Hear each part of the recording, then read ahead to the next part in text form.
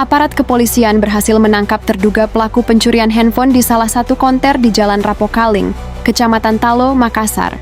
Pelaku bernama Alwi berusia 33 tahun itu berhasil ditangkap di Jalan Poros Tonasa 1, Kabupaten Pangkep, pada Rabu pagi.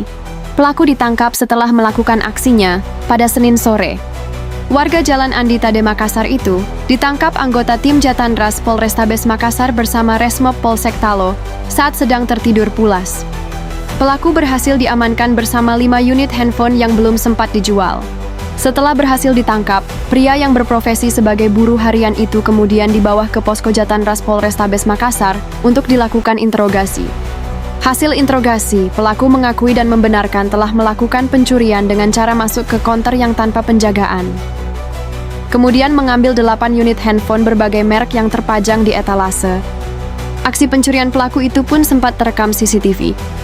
Inilah rekaman CCTV di mana seorang pria yang diketahui bernama Alwi, 33 tahun, melakukan aksi pencurian handphone di salah satu konter di Jalan Rapokaling, Makassar. Pelaku melakukan aksinya saat ditinggal salat oleh pemiliknya. Pelaku terlihat menggasak sejumlah handphone yang dipajang dan langsung melarikan diri. Berikut keterangan Kapolsek Talo, Kompol Syamswardi.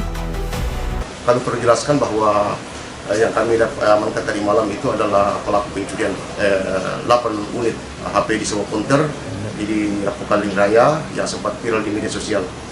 Kami lakukan penyelidikan, kami sangat dibantu oleh ada CCTV, kami identifikasi sehingga kami tahu identitas pelaku dan alhamdulillah tadi malam kami bisa amankan di Pangkep dengan barang bukti 5 unit HP.